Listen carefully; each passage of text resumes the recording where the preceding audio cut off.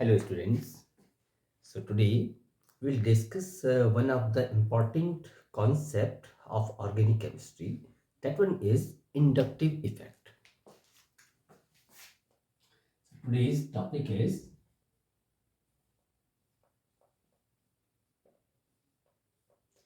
inductive effect, or you may call it also that the uh, I effect.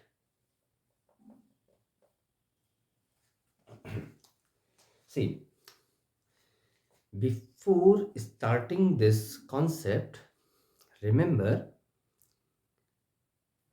in this concept here,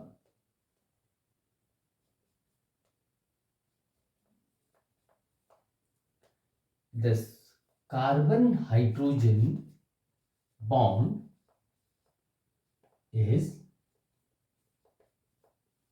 taken as reference.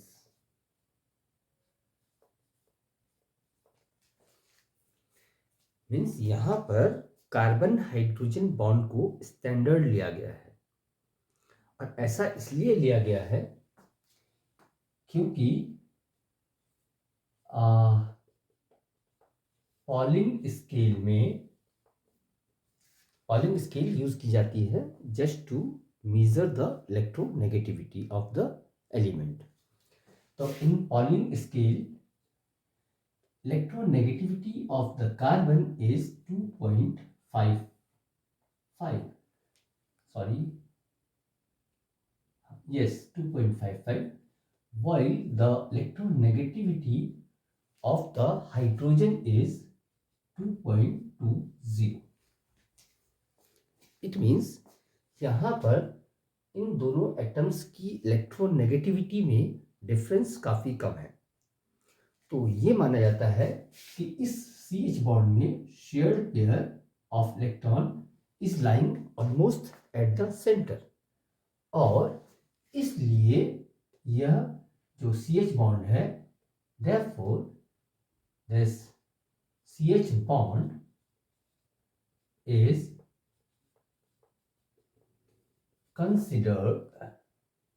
considered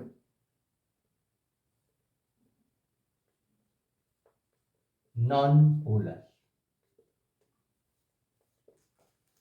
तो आप ये कह सकते हैं कि जनरली दो डिफरेंट एलिमेंट के एटम के बीच में जब जो बॉन्ड बनता है उसमें कहीं ना कहीं पोलैरिटी होती है. CH बॉन्ड ही एकमात्र ऐसा बॉन्ड है जो दो डिफरेंट एलिमेंट के एटम्स के बीच में बना है, और शेयर्ड पेयर ऑफ इलेक्ट्रॉन लगभग सेंटर में है. मींस बॉन्ड जो है ना, CH बॉन्ड, वो नॉन पोलर है, और इसी कारण इसको एज अ रेफरेंस बॉन्ड लिया गया है. Is it clear?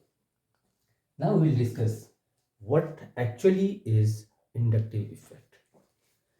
So this inductive effect or I effect, this involves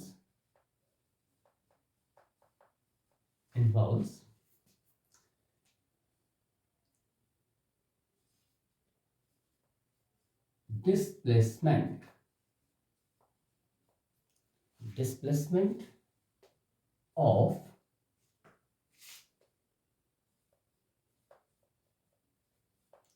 electrons which are forming sigma bond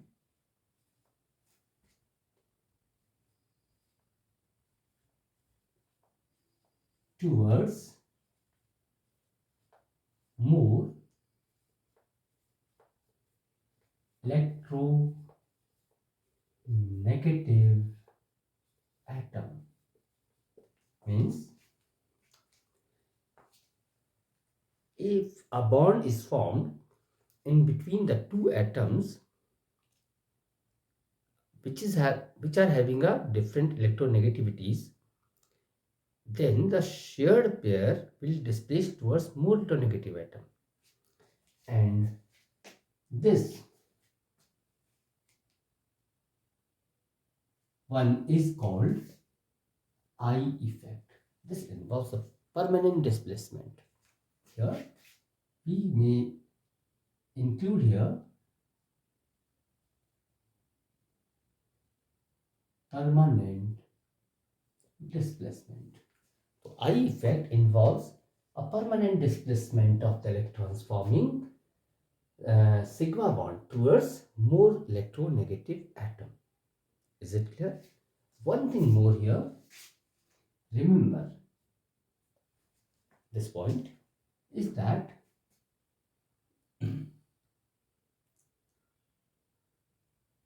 this I effect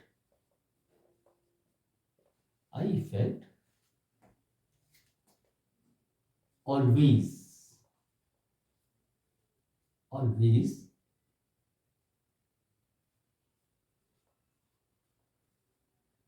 transmitted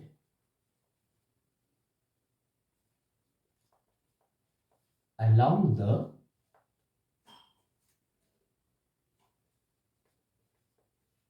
carbon chain. This is always transmitted along the carbon chain. Remember this one. What it means? Suppose, as we know, what is organic chemistry? It is a study of the hydrocarbons and its derivatives. So I am taking here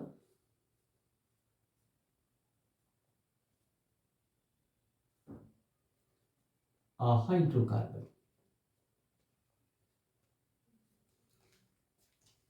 imagine करिए कि यहाँ पर carbon की हर valency hydrogen से satisfied है, जैसा कि मैंने यहाँ पर एक दिखाया है, बाकी सब जगह भी हाइड्रोजन है.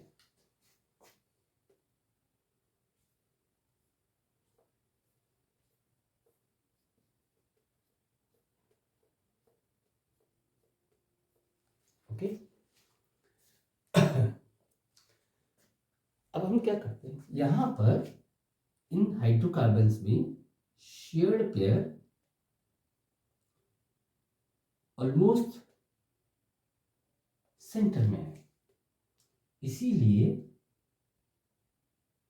एल्केन्स को नॉन पोलर माना जाता है, क्योंकि यहाँ पर या तो बॉन्ड जो है या तो कार्बन कार्बन के बीच में है, दोनों एलिमेंट सेम एटम जो है सेम एलिमेंट के हैं, शेयर्ड पेयर सेंटर में रहेगा. और अगर ये हाइड्रोजन से बॉन्ड बना रहा है तो क्योंकि सी और एच एटम की इलेक्ट्रोनेगेटिविटी ऑलमोस्ट सेम है, उनके बीच में डिफरेंस नेग्लिजिबल है या बहुत कम है, तो यहाँ पर भी इट इज एज्यूम्ड दैट कि जो शेयर्ड पेयर है is lying almost at the centre और सी एच बॉन्ड को नॉन पोलर माना जाता है. नाउ हम इस H को रिमूव कर रहे हैं हाइड्रोकार्बन में विद सच एटम, ऐसे एटम से रिप्लेस कर रहे हैं जो कि माना कि जो ऐसे एटम या ग्रुप हो सकता है जो कि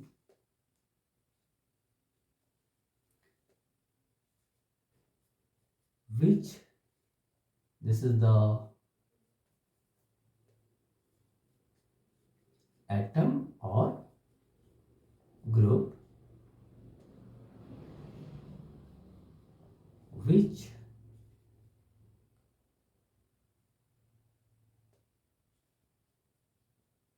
attracts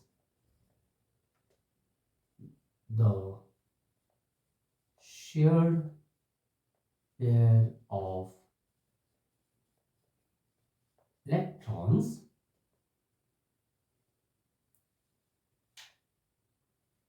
more strongly than hydrogen. Means यहाँ पर आपने हाइड्रोजन एटम को रिप्लेस किया है और हाइड्रोजन एटम को उस एटम या ग्रुप से रिप्लेस किया है जो कि हाइड्रोजन के कंपैरिजन में मोर स्ट्रांगली इलेक्ट्रॉन्स को अट्रैक्ट कर रहा है।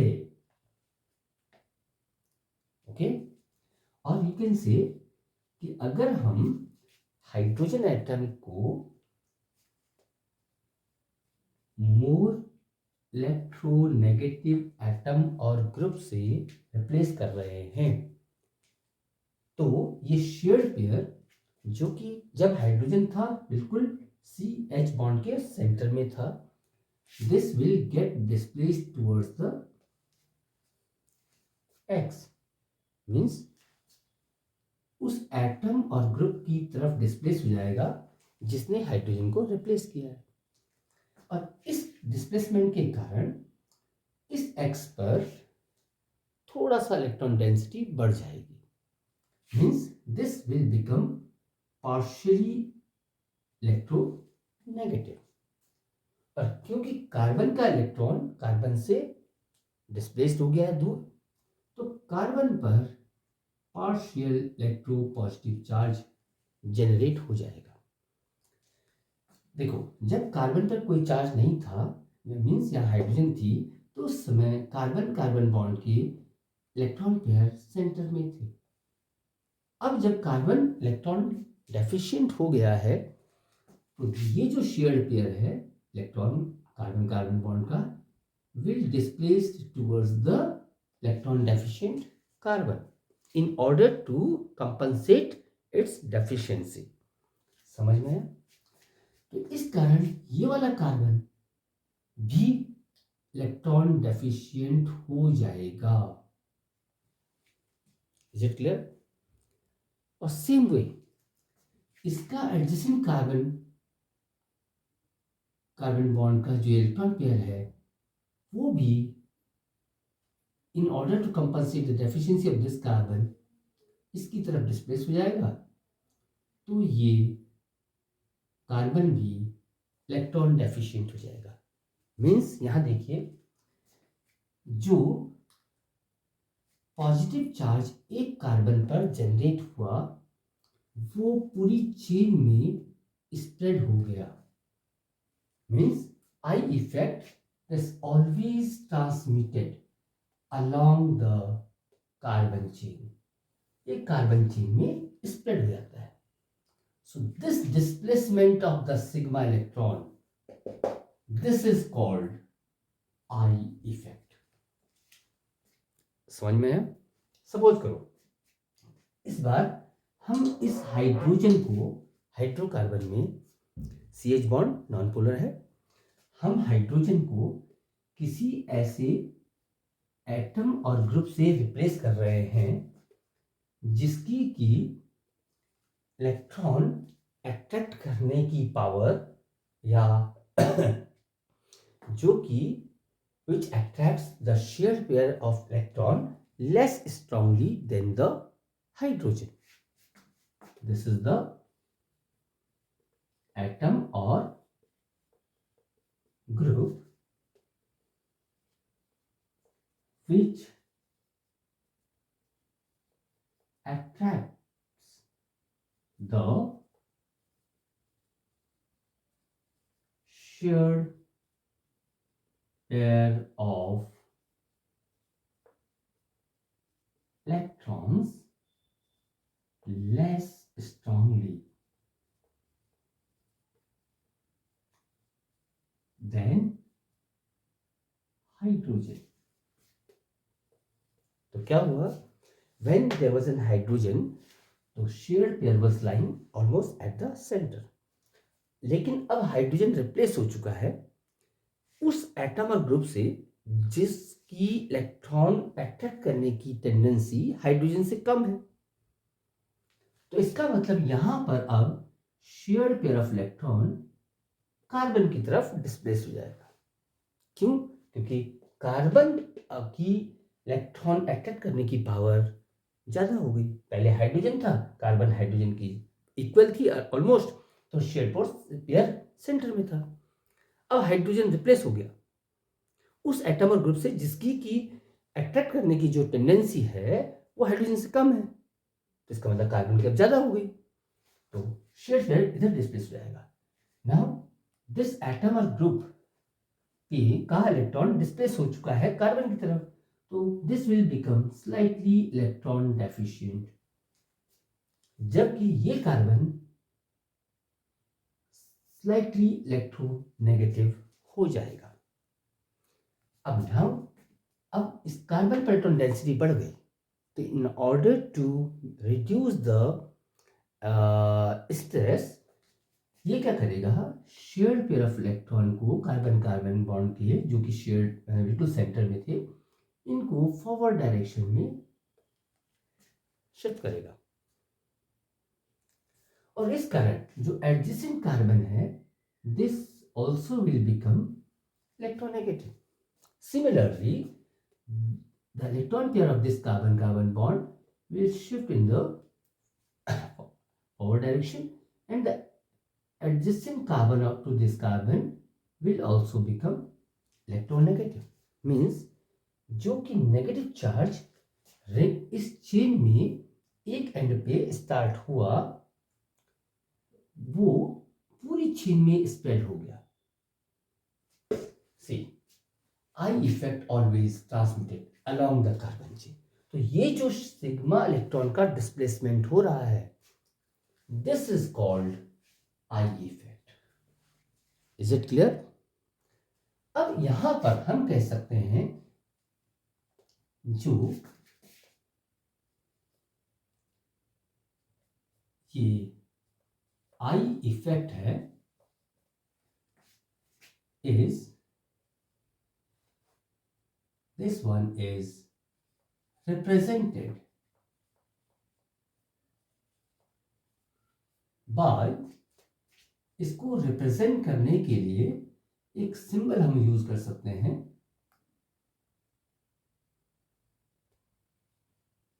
by the symbol this,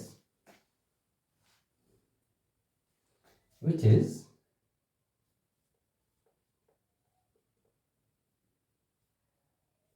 pointing towards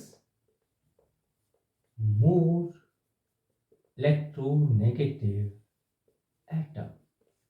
जैसा कि इस केस में हाइड्रोजन को हमने उससे ज्यादा इलेक्ट्रोनेगेटिव या ऐसे एटम और ग्रुप से रिप्लेस किया जो कि उससे ज्यादा स्ट्रांगली इलेक्ट्रॉन को अट्रैक्ट कर रहा हो, तो उस साइड पॉइंट कर रहा है, जबकि यहां पर हमने हाइड्रोजन एटम को रिप्लेस किया है उस एटम और ग्रुप से जो कि हाइड्रोजन के कंपैरिजन में लेस स्ट्रांगली इलेक्ट्रॉन को अट्रैक्ट कर रहा है, तो यहां पर कार्बन ज्यादा स्ट्रांगली अट्रैक्ट कर रहा है तो कार्बन की तरफ इसको डायरेक्ट कर दिया, तो मोर इलेक्ट्रोनेगेटिव एटम से रिप्लेस कर दिया, मीन्स यहाँ की तरफ हो गया। यानी इस केस में हमने यहाँ पर हाइड्रोजन को रिप्लेस किया है लेस इलेक्ट्रोनेगेटिव एटम और ग्रुप से।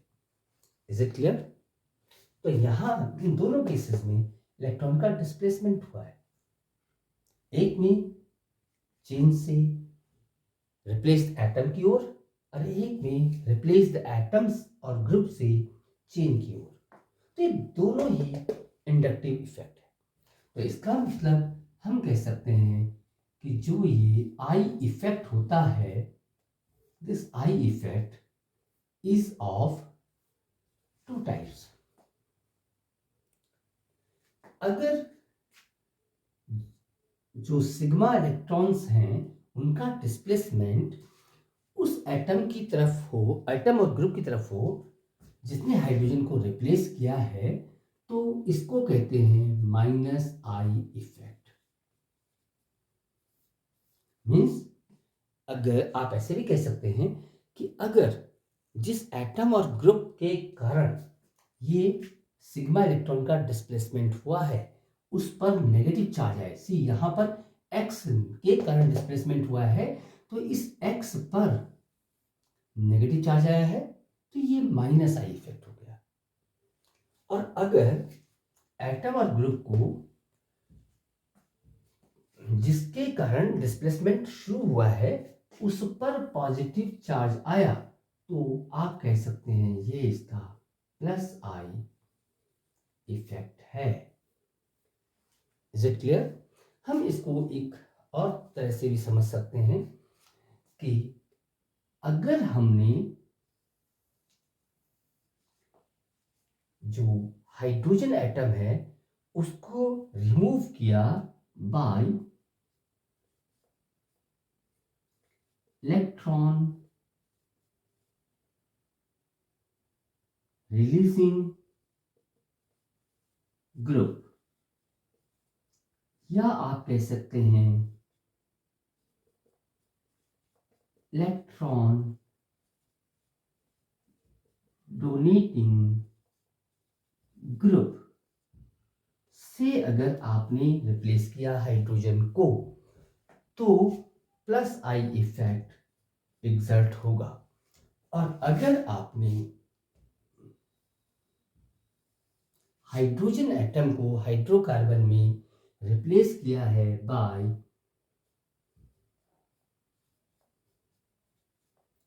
इलेक्ट्रॉन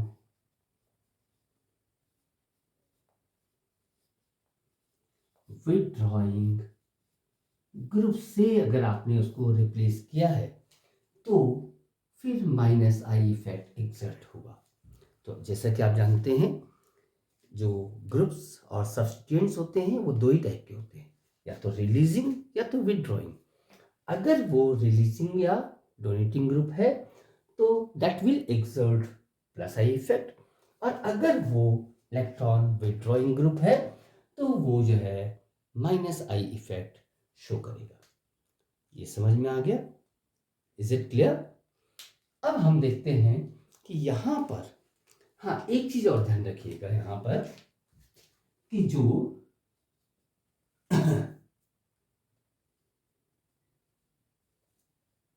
इन्फ्लुएंस है या जो उसका प्रभाव है, इन्फ्लुएंस ऑफ आई इफेक्ट, चाहे वो प्लस आई इफेक्ट हो चाहे वो माइनस आई इफेक्ट हो, इन्फ्लुएंस ऑफ आई इफेक्ट जो होता है दैट डिक्रीजेस, वो घटता रहता है, decreases with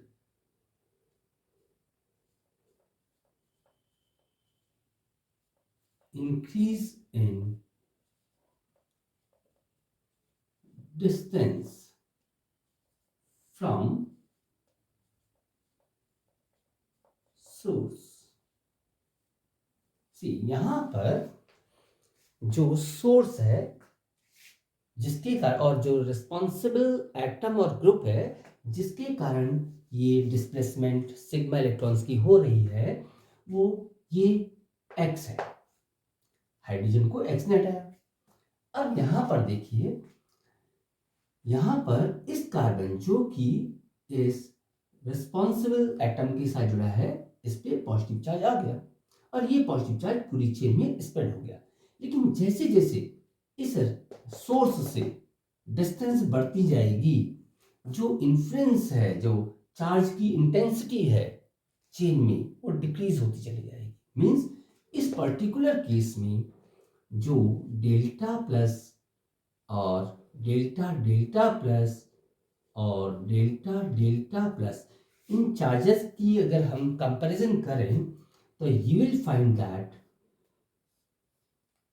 the intensity of the positive charge will be maximum at the first carbon।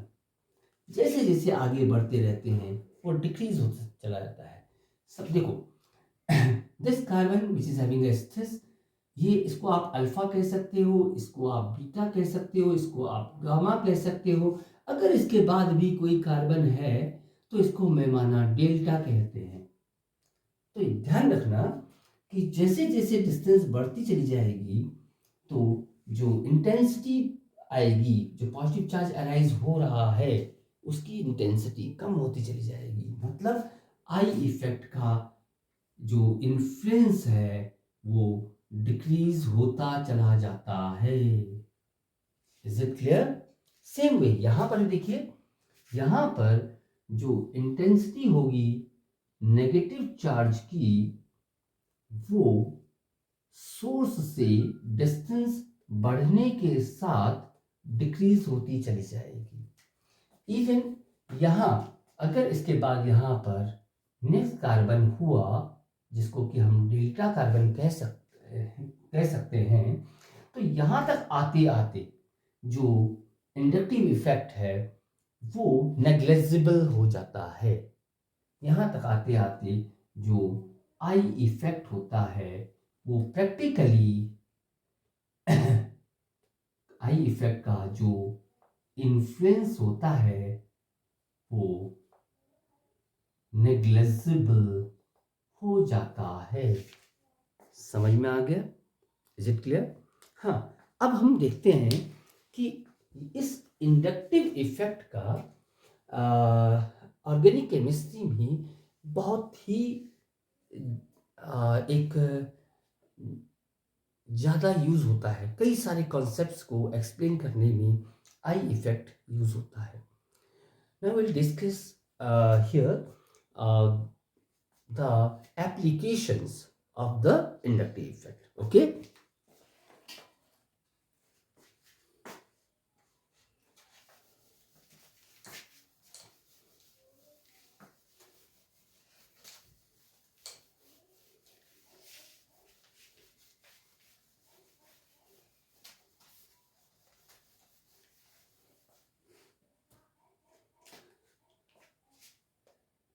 Now I am going to discuss the applications of eye effect. तो कई concepts को समझने के लिए, कई टॉपिक्स को समझने के लिए यहाँ पर आई इफेक्ट का यूज होता है।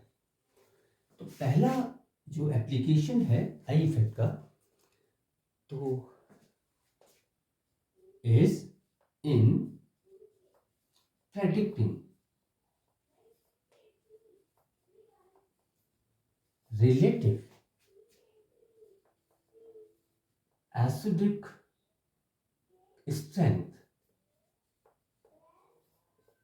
strength of, आप यहाँ पर कार्बोक्सिलिक एसिड्स की रिलेटिव एसिडिक स्ट्रेंथ को प्रेडिक्ट करने में इंडक्टिव इफेक्ट का यूज कर सकते हैं। माना हमने बोला one is formic acid, one is acetic acid, which one is more acidic, तो this can be explained on the basis of the I effect. Okay, same way in carboxylic acid as well as in predicting the relative acidic strength of alcohols, we can make the use of the I effect, or we can also make the use of I effect in predicting the relative acidic strength of the phenols too. Similarly, यहाँ पर we can use the I effect in predicting the relative basic character or basic strength of amines.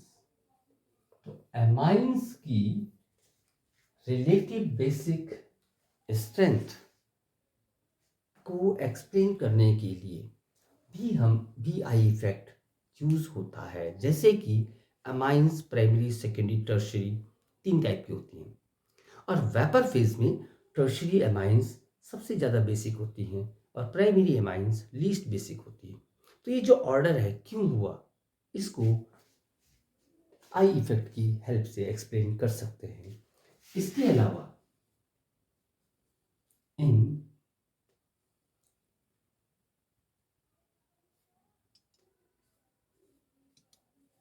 आप कह सकते हैं determining relative stability of कार्बोकटाइंस। तो कार्बोकटाइंस की relative stability भी I effect की हेल्प से एक्सप्लेन की जा सकती है। यहाँ पर टर्शियरी कार्बोकटाइन मोस्ट स्टेबल होता है और प्राइमरी कार्बोकटाइन लेस स्टेबल होता है। सिमिलरली आई इफेक्ट की हेल्प से हम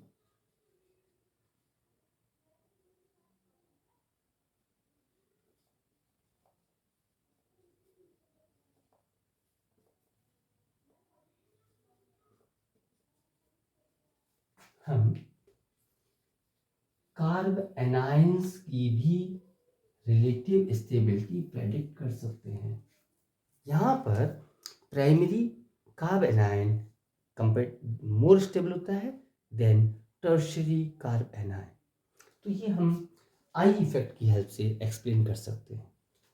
सिमिलरली यहाँ पर इन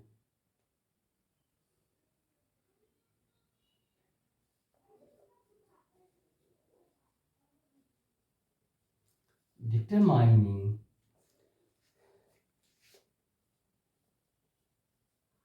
relative stability of free radicals। आप यहाँ पर फ्री रेडिकल्स की रिलेटिव स्टेबिलिटी को भी आई इफेक्ट की हेल्प से एक्सप्लेन कर सकते हैं। ठीक है। इन एडिशन टू दिस, यहाँ पर जो आई इफेक्ट है दिस ऑल्सो अफेक्ट्स, इसकी हेल्प से या इसके इन्फ्लुएंस से ये बॉन्ड लेंथ को भी अफेक्ट करता है। इवन ये डाइपोल मोमेंट को भी अफेक्ट करता है। और हमारे पास ऑर्गेनिक केमिस्ट्री में कई जगह पर ऐसे कॉन्सेप्ट्स आते हैं जिनको या ऐसा रिएक्शंस होती हैं जहाँ पर कॉन्सेप्ट्स को समझने के लिए डाइपोल मोमेंट या बॉन्ड लेंथ इनकी रिक्वायरमेंट होती है। ठीक है। तो वहाँ पर भी आई इफेक्ट यूजफुल होता है। माना जैसा कि relative reactivity of the alkyl halides और एरोमेटिक हैलाइड्स हो, एलिफेटिक हैलाइड्स और एरोमेटिक हैलाइड्स हो। तो यहाँ पर भी हम डाइपोल मोमेंट का यूज़ करते हैं। Is it clear?